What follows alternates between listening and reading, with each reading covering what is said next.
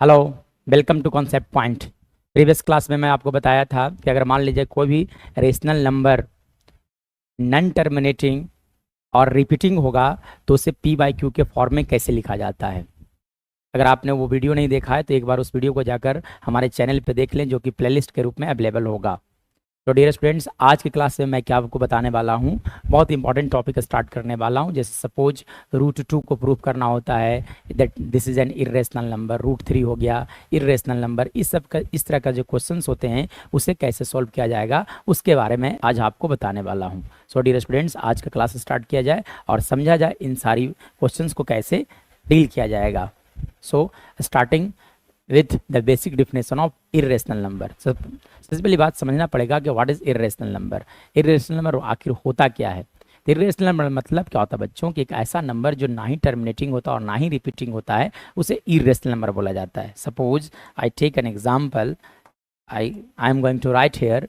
मैं लिख देता हूँ 3.287003811 लिखा जा सकता है 928। अब देखो ये डॉट डॉट डॉट यहाँ पे लिखना कंपलसरी होगा।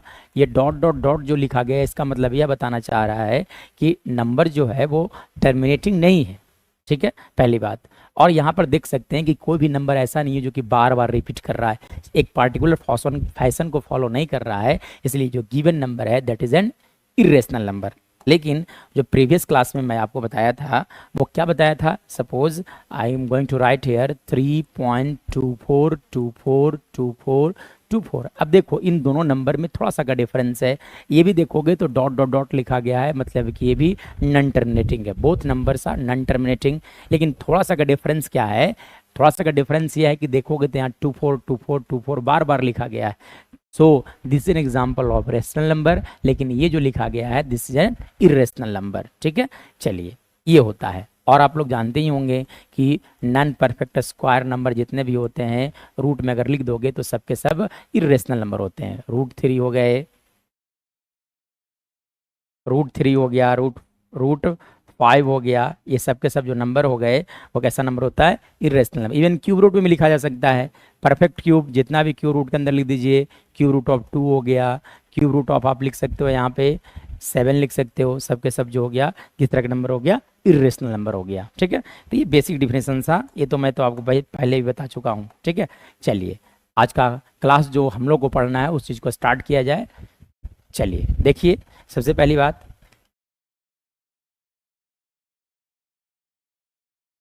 देखा जाए, prove that root 2 is an irrational number है। तो प्रूव करने के लिए बेसिक कंसेप्ट के बारे में कुछ बात किया जाए।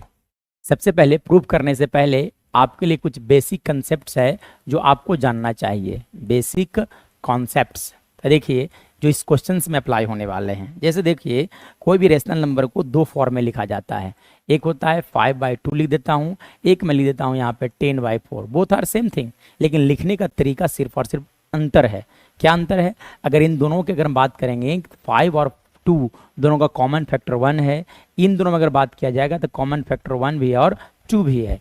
यानी कि ये जो नंबर लिखा गया है, ऊपर वाला जो नंबर देख रहे हैं 5/2 जो देख रहे हैं, इसे हम लोग बोलते हैं सिंपलेस्ट फॉर्म में लिखा गया है। कौन से फॉर्म में लिखा गया है, सिंपलेस्ट फॉर्म में लिखा गया है। लेकिन ये जो नंबर लिखा गया है इसे हम लोग बोलते हैं इक्विवेलेंट रेशनल नंबर बोलते हैं। और जब रेशनल नंबर को हम लोग लिखेंगे तो हमेशा इस बात का ध्यान में रखा जाता है कि rational number is always written in the simplest form. हमेशा इसे किस तरह से लिखना चाहिए, सिंपलेस्ट फॉर्म में लिखना चाहिए। ठीक है, चलिए तो बेसिक ये हो गया। मतलब suppose I am going to write here -4/3। अब देखोगे तो इसका भी कॉमन फैक्टर कितना है, 1 है। कॉमन फैक्टर कितना होगा, 1। इस बात को दिमाग में बैठा लो कि अगर कोई भी रेशनल नंबर लिखा गया होगा तो उसका कॉमन फैक्टर 1 ही होगा। ठीक है, चलिए कंसेप्ट नंबर 1 आ गया। यानी कि रेशनल नंबर जब भी लिखते हैं तो दोनों का कॉमन फैक्टर 1 बनाकर लिखना चाहिए। ठीक है, चलिए कंसेप्ट नंबर 2 की बात किया जाए। कंसेप्ट नंबर 2 क्या बताना चाहता हूँ बच्चों, बहुत इंपॉर्टेंट पॉइंट बताना चाहता हूँ जो कि इस क्वेश्चन में अप्लाई होने वाला है ना। जैसे लिख देता हूँ मैं 6 को लिखा जा सकता है 2 × 3। अब इसका मतलब क्या होता है कि 6 2 से कंप्लीट डिविजिबल है और साथ साथ 3 से भी कंप्लीट डिविजिबल है। मतलब इस कहानी से क्या समझ में आता है, moral of this story is that suppose I am going to write here a = x × y। क्या लिख दिया मैंने, a equal to x into y. इसका मतलब क्या होता है कि a is completely divisible by x, also a is completely divisible by y। दोनों ही नंबर से क्या होंगे, a कंप्लीटली डिविजिबल होगा। जैसे मैं यहाँ पे लिख देता हूँ p इक्वल टू लिखा जाता है टू q। इसका मतलब क्या समझ में आता है, यहाँ से कहा जा सकता है कि p is divisible by 2 and p is also divisible by q। बस ये दोनों कॉन्सेप्ट को दिमाग में रखकर चलोगे तो ये क्वेश्चंस को डील करने में बहुत आसान होगा। कंसेप्ट नंबर 1 में मैंने क्या बताया कि रेशनल नंबर को जब भी लिखा जाता है तो सिंपलेस्ट फॉर्म में लिखा जाता है, not in the equivalent form, ठीक है। और दूसरी बात अगर मैं बात करूं तो अगर a equal to x into y लिखा गया है, इसका मतलब a जो है वो कंप्लीटली डिविजिबल होगा, a जो है वो कंप्लीटली डिविजिबल होगा x से भी और y से भी डिविजिबल होगा, ठीक है ना। चलिए ये दो कंसेप्ट है जो दिमाग में रखना है। चलिए अब इस कंसेप्ट को हम लोग यूज करेंगे तो कैसे प्रूफ किया जाएगा, तो क्या करना है, इस क्वेश्चंस के साथ बहस कर लेना है। क्या करना है बच्चों, क्वेश्चन के साथ बहस कर लेना है। अगर बहस में क्वेश्चन हार जाता है तो हम लोग सही हो जाएंगे, मतलब जो हम लोगों ने सपोज किया वो इसको बात मानना पड़ेगा। लेकिन अगर मान लीजिए हम लोग हार जाते हैं तो क्वेश्चन सही होगा। तो देखते हैं इसके साथ बहस किया जाए, युद्ध छेड़ा जाए क्वेश्चन के साथ, देखते हैं कि कौन जीतता है, क्वेश्चन जीतता है कि हम लोग जीतते हैं, ठीक है ना। चलिए अब क्या करोगे बच्चों, सबसे पहली बात ये लिखना पड़ेगा आपको, ठीक है ना। Let us suppose that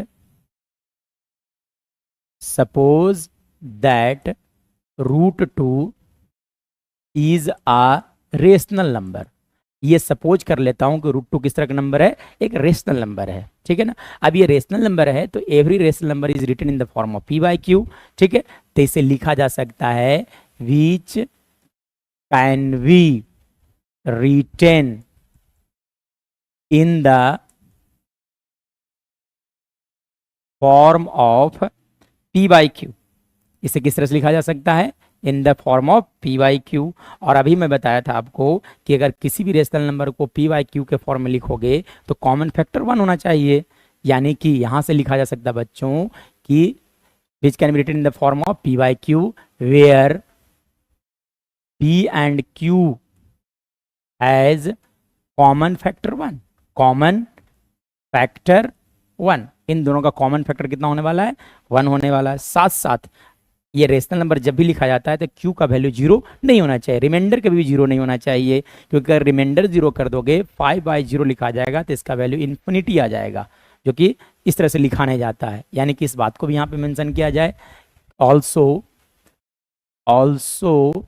q not equal to 0। ये लाइन आपको हर एक क्वेश्चन में लिखना होगा, रूट 2 हो, रूट 3 हो, रूट 5 हो, रूट 7 हो, या तो किसी भी तरह के क्वेश्चंस आ जाते हैं इस तरह का जो इरेशनल नंबर प्रूविंग वाले होते हैं, वहां पे ये लाइन लिखना ही लिखना है, ठीक है। तो सब है ना, हमने क्या किया, let us suppose that root 2 is a rational number which can be written in the form of p by q where p and q has a common factor 1 and q not equal to 0, ठीक है। अब देखिए हमने क्या किया कि इसे p by q के फॉर्म में लिख लिया, यानी कि कहा जा सकता है बच्चों कि यहाँ से तो कन्फर्मली कहा जा सकता है कि p बाई q का वैल्यू जो होगा वो रूट 2 के इक्वल होगा। मतलब स्क्वायरिंग बोथ साइड, क्या किया जाए बच्चों, स्क्वायरिंग बोथ साइड। तो जब स्क्वायरिंग बोथ साइड करोगे तो क्या होने वाला है, ठीक है ना। तो जब स्क्वायरिंग किया जाएगा तो इसका वैल्यू आने वाला है p square upon q square equal to 2, क्योंकि रूट 2 का स्क्वायर 2 होता है, ठीक है। चलिए अब आगे बढ़ाया जाए, यहाँ से क्रॉस मल्टीप्लाई किया जाए। जब क्रॉस मल्टीप्लाई करोगे तो p स्क्वायर का वैल्यू आ गया 2q स्क्वायर, p स्क्वायर का वैल्यू कितना आ गया 2q स्क्वायर। और अभी मैं एक छोटा सा बात आपको समझाया था कि अगर a equal to x into y लिखा हुआ है, इसका मतलब a is divisible by x and a is divisible by y. इसका मतलब यह कहा जा सकता है बच्चों कि p square is divisible by 2। p square कितने से डिविजिबल होंगे, 2 से डिविजिबल होंगे, ठीक है। चलिए इसका मतलब जब स्क्वायर डिविजिबल है 2 से तो ना भी स्क्वायर होगा तब भी, यानी कि कहा जा सकता है कि p इज डिविजिबल बाई 2। जब p स्क्वायर 2 से डिविजिबल है तो p भी डिविजिबल होंगे 2 से, ठीक है। चलिए ये बातें हो गई, यानी कि अब हम लोगों ने क्या सपोज किया था कि p और q का कॉमन फैक्टर कितना होगा, 1 होगा, मतलब p और q both are divisible by 1 only. लेकिन यहाँ पे देखा जा सकता है कि p डिविजिबल हो रहा है 2 से, यानी कि जो हम लोगों ने युद्ध छेड़ा था क्वेश्चंस के साथ, क्वेश्चंस जो है वो जीतने वाला है, ठीक है कि नहीं। अब चलिए देखिए तो ये तो P हार चुका है, अब Q के बारे में बात किया जाए, ठीक है ना। तब आपको क्या करना है, कुछ ऐसा व्यवस्था करना है जिसके वजह से P अब आगे नहीं आना चाहिए, ठीक है ना। अब आगे आना चाहिए Q, ठीक है। चलिए तो अब चलिए सबसे पहले अब क्या किया जाए, let us assume that, let us assume, या तो let us assume that P equal to 2m रख दिया जाए। Where m is any integer, m कोई भी इंटीजर हो सकते हैं, ठीक है ना। तो p इजकल टू 2m रख दिया जाए। तो जब p इजकल टू 2m रखोगे तो क्या होने वाला है, यहाँ पर रखोगे तो 2m का होल स्क्वायर इक्वल टू लिखाने वाला है बच्चों 2 इंटू लिखाने वाला है क्यू स्क्वायर। 2 इंटू कितना हो गया क्यू स्क्वायर, यानी कि कहा जा सकता है कि 4m स्क्वायर का वैल्यू, 4m स्क्वायर का वैल्यू जो आ गया वो that can be written to q square, ठीक है। यानी कि यहाँ से ये से देखो कैंसल आउट हो गए हैं, यानी कि क्यू स्क्वायर का वैल्यू आ गया बच्चों 2m स्क्वायर। क्यू स्क्वायर का वैल्यू कितना आ गया 2m स्क्वायर। मतलब यहाँ से फिर से एक बात तो कहा जा सकता है कन्फर्मली कि यह कहा जा सकता है कि Q square is divisible, is divisible, is divisible by 2। Q square कितने से डिविजिबल है 2 से। इसका मतलब एक और बात कहा जा सकता है कि Q इज डिविजिबल बाई 2। जब क्यू स्क्वायर डिविजिबल है 2 से, इसका मतलब Q भी डिविजिबल होंगे 2 से, ठीक है ना। सो यहाँ पे लिखा गया 2 से डिविजिबल होगा, ठीक है ना। चलिए अब आगे बढ़ाया जाए, यानी कि अगर बात किया जाए, इसे मैं मान लेता हूँ कंडीशन नंबर 1 और इसे मैं सपोज कर लेता हूँ कंडीशन नंबर 2। अब देखोगे दोनों ही कंडीशंस को तो फ्रॉम 1 एंड 2 यह कहा जा सकता है कि P and Q both are divisible by 2। और हमने क्या किया था कि कॉमन फैक्टर 1 सपोज करके चला था, लेकिन यहाँ पे अगर देखोगे तो कॉमन फैक्टर 2 आ जाता है, ठीक है। यानी कि आगे अगर बात किया जाए तो कहा जा सकता है कि from 1 and 2, from 1 and 2, from condition 1 and 2 P and Q are divisible, are divisible by 2, both are divisible by 2। P और Q दोनों कितने से डिविजिबल हो गए 2 से। लेकिन हम लोगों ने क्या सपोज करके चला था कि कॉमन फैक्टर दोनों का कितना आने वाला है 1, लेकिन यहां से अगर डिविजिबल बाय 2 है इसका मतलब कॉमन फैक्टर 2 आ गया, which contradicts our fact, which contradicts, which contradicts, contradicts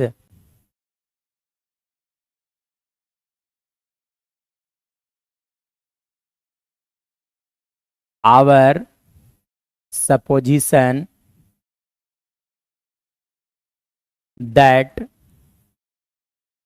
P and Q has common factor how much, common factor 1, which contradicts our fact that P and Q has common factor 1। ये हमारे जो हम लोगों ने suppose किया उसके बातों का करता है विरोध करता है, यानी कि कहा जा सकता है कि हमारा मानना बिल्कुल गलत होगा। Hence our supposition is wrong, हम लोगों ने सपोज करके चला था वो क्या होने वाला है इज रॉन्ग, मतलब कि हम लोग हार चुके हैं, क्वेश्चन के साथ युद्ध में हार गए, विनर क्वेश्चन हो गया। सो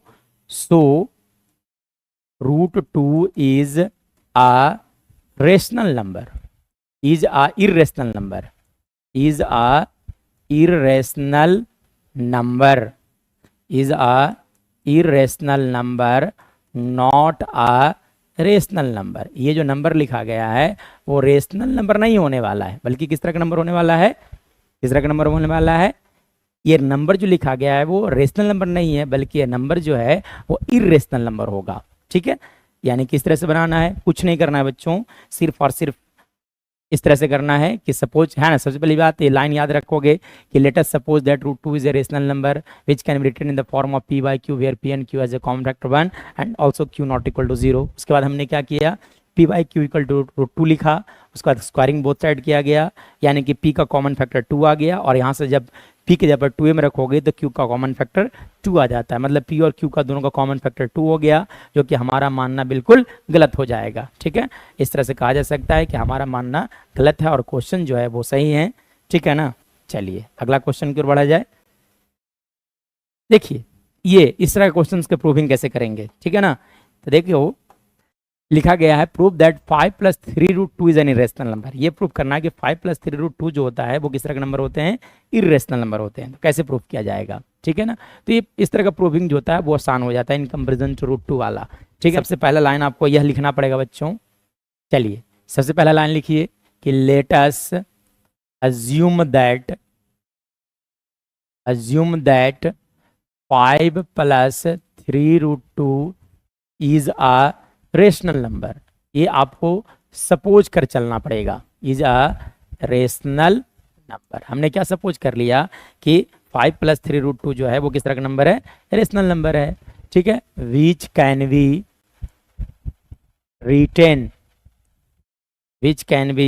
written in the form of p/q, which can be written in the form of p/q, where p and q has a common factor 1, also q not equal to 0। ये लिखना पड़ेगा आपको, ठीक है। चलिए अब आगे क्या करना है, तो सिंपली हमने क्या किया, यहाँ पे लिख दिया p/q इक्वल टू लिखा जा सकता है 5 + 3√2, क्योंकि इसी को तो हम लोग सपोज करके चला है। अब देखो इसमें से क्या करना होगा कि रेशनल वाले पार्ट को एक तरफ कर देना है और इरेशनल वाला पार्ट को दूसरे तरफ छोड़ देना है, ठीक है ना।